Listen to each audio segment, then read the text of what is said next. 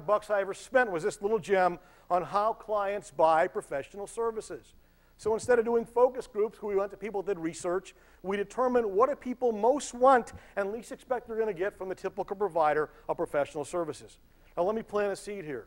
What I'm about to show you is what we distilled from the study, and then we're going to take it a step further and say we really believe it applies to you in the interview process. Okay, how clients buy professional services, Rain Today 2005. Interesting. We determined from the study, 93%, and by the way, this is in your handout as well, 93% of decision makers indicated that they would be somewhat or much more likely to consider engagement if they were listened to. Now you might say to me, wait a minute, Firestone.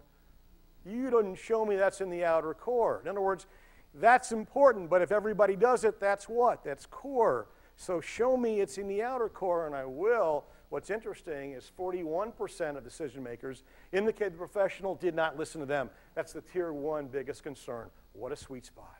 People want it, and they don't expect to get it from the typical provider. It's go time. See where we're going here? Beautiful. Anybody here have a relationship with a professional service provider where you were not listened to? Whoa, what an opportunity. So we realize, whoa, the gods aligned this for us. People want to be listened to, and nobody does it. Rock and roll, rock and roll. Let's keep going.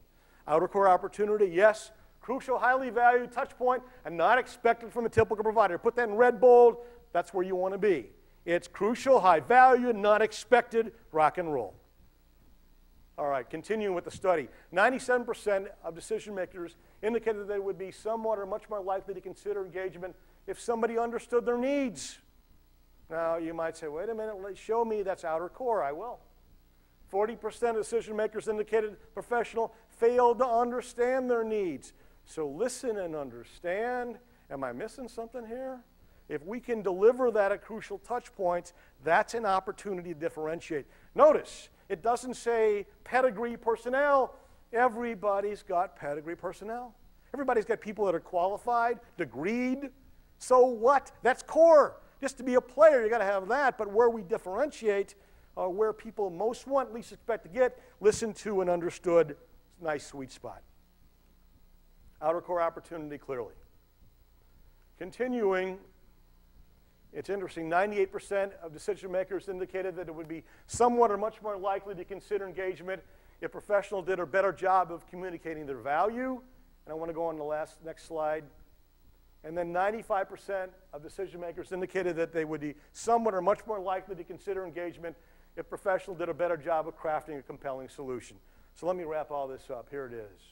If we can lead with listening, understand, then we lead with trust, credibility, and partnership. And I submit to you, if you can convey to your prospect that you listen to understand the needs, they're going to be a lot more favorably predisposed to compelling reasons why they ought to buy you. See where we're going here, the blocking and tackling? If I can convey, I really get it, they're going to be more favorably predisposed. Actual example. Anybody here heard of CID? Central Institute for the Deaf. We had an opportunity to work with them. Central Institute of the Deaf says, we want more market share. We want more people to enroll their children at CID. We're not getting that. We're giving people tours, but they're not signing up. So this is the process we develop. We asked her first, the director, what are the compelling reasons why people buy you versus the competition? Your promoters, your advocates,